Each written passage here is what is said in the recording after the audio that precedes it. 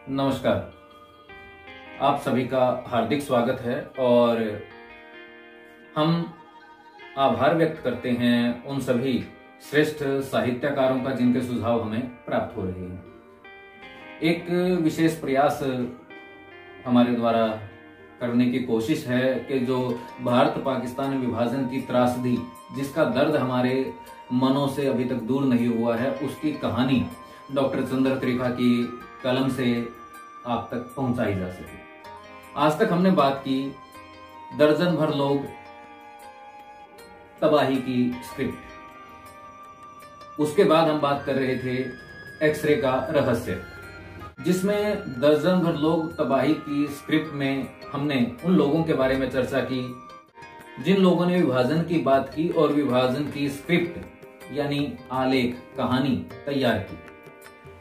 और उसके बाद एक्सरे का रहस्य में हमने बात की जीना के स्वास्थ्य के बारे में, जिसके बारे में यह माना जाता है कि अगर उनके स्वास्थ्य का, उनकी बीमारी का, उनके उस एक्सरे का रहस्य दुनिया को पता चल जाता तो हो सकता था भारत पाक विभाजन टल जाए या ना हो, पर कोई है वही जो राम रचि राखा। खैर, आगे बढ़ते हैं और आज हम बात करेंगे बीते लम्हों का दर्द। जी हाँ, आज हम शुरू कर रहे हैं बीते लम्हों का दर्द आलेख विभाजन गाथाएं से। उस रात नेहरू सो नहीं पाए थे। वे लाहौर के अतिथि गृह में एक राजनीतिक अतिथि के रूप में अपेक्षित थे और पंजाब पुलिस, पाक पंजाब पुलिस जो दंगाइयों को नियंत्रण में करने में लगी हुई थी, उसके बावजूद एक छोटी सी टुकड़ी उनकी सुरक्षा में लगाई गई थी। और पाक प्रधानमंत्री लियाकत अली ने सुरक्षा की दृष्टि से एक और पलटन पाक सेनाध्यक्ष से पाक रेजिमेंट की नेहरू की सुरक्षा में भी लगवाई थी।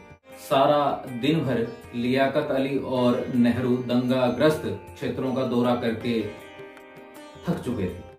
दोनों ने जो देखा, जो सुना, उसके बारे में दोनों की भाषा शायद थक गई थी, सांझ बन चुकी थी और मुख्य मार्ग से थोड़ा हटकर था यह राजकीय विश्राम गृह। लियाकत अली चाहते थे कि नेहरू उनके निवास पर ही यह रात बिताएं, मगर दिन भर के घटनाक्रम के बाद नेहरू अकेले रात बिताना चाहते थे और उनकी सिगरेट पीने की भी इच्छा हो रही थी।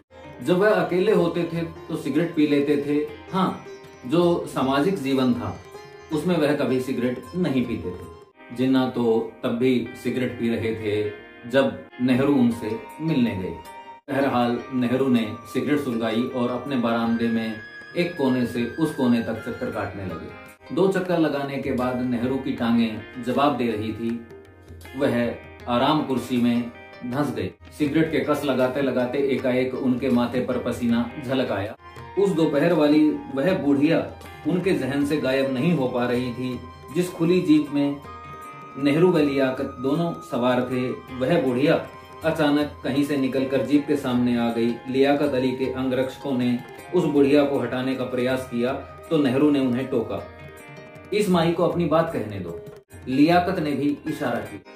बुढ़िया ने दोनों की ओर बारी बारी देखा और कहा, आप दोनों तो बहुत जहीन हो और सारी दुनिया देखी होगी। बंटवारा ही कराना था तो जमीन जायदादों का करवा देते। बंटवारे तो हमने भी सुने थे, मगर आबादियों के बंटवारे हमने नहीं सुने। और अगर बंटवारा करना भी था तो कम से कम पूछ तो लिया होता, कौन कहाँ जाना चाहता है। एकाएक उसका चेहरा तन आया और वह चीखने लगी, लानत है तुम सब पर, खुदा तुम्हें मुआफ नहीं करेगा। और यही अल्फाज चीखती चिल्लाती बुढ़िया गली में घुस गई। वह डरी हुई थी कि उसे बड़े आदमियों के पुलिसिया कारिंदे पकड़ लेंगे और फिर जेल में भिजवा देंगे। बुढ़िया की चीखों से दोनों सख्ते की मुद्रा में थे। दोनों ने एक दूसरे की सवालिया आंखों पर नजर डाली और फिर एक ठंडी सांस छोड़कर काफिले को आगे बढ़ने का इशारा किया। पाक पंजाब के गवर्नर सर फ्रांसिस मूडी और वहां के पहले मुख्यमंत्री नवाब इफ्तियार हुसैन ममदोट भी पीछे वाली खुली कार में मौजूद थे। उन्होंने भी बुढ़िया की चीखें सुनी। वे भी सख्ते में थे। चीखती बुढ़िया का चेहरा सिगरेट के धुएं में गायब हुआ तो लौटने से पहले उनकी कार को हाथ हिलाकर रोकने वाले बुजुर्ग का चेहरा नेहरू की आंखों के सामने आ गया। वह बुजुर्ग दोनों प्रधानमंत्रियों को हाथ जोड़कर उनकी ओर आगे बढ़ा और गिड़गिड़ाने लगा, पंडित जी, लियाकत साहब, पंडित जी, लियाकत साहब, आप तो बहुत बड़े आदमी हैं। मेरी बेटी को किसी ने अगवा कर लिया है और आप ही मेरी मदद कर सकते हैं। कम से कम इस मामले में तो मेरी कुछ मदद करो, बस मुझे मेरी बेटी दिलवा दो। तभी लियाकत अली खान के अंगरक्षकों ने उस बुजुर्ग को वहां से हटने का इशारा किया। उन्हें लगता था कि ये सिलसिला ज्यादा चला तो सैकड़ों लोग सरकारी काफिले के गिर्द जमा होने लगेंगे। नेहरू को लगा उनकी धड़कनें बढ़ने लगी। नेहरू ने सिगरेट का एक लंबा कस लिया और फिर उसे एस्ट्रे में फेंक दिया। उन्हें वही लम्हा परेशान कर रहा था। उस दिन जब उन्होंने खुली कार में से सड़क से कुछ दूरी पर जलते हुए घर देखे तो उन्होंने लियाकत अली से पूछा, यह सब क्या हो रहा है लियाकत? उत्तर मिला, हमारे लोग शायद पागल हो गए हैं। ऐसी तबाही के मंजर की उम्मीद तो कायदे आजम को भी नहीं थी। नेहरू बोले, मगर एक शख्स को शायद थी। तभी वह बार बार टोकता था, बापू को इल्हाम हो चुका था। लियाकत कुछ नहीं बोले, सिर्फ सिर हिला दिया।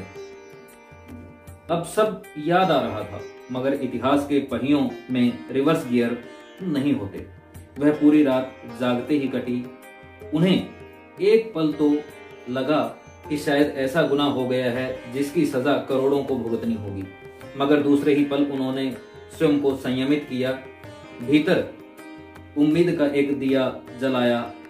हम सब मिलकर इनको उबारेंगे, तभी बेहतर जिंदगी की शुरुआत होगी और हमारे सारे गुनाह बख्श दिए जाएंगे। बीते लम्हों का दर्द। अगले भाग में फिर मिलेंगे। अपनी प्रतिक्रिया जरूर दें, अपना स्नेह बनाए रखें। अगले भाग तक के लिए हमें अनुमति दें। नमस्कार।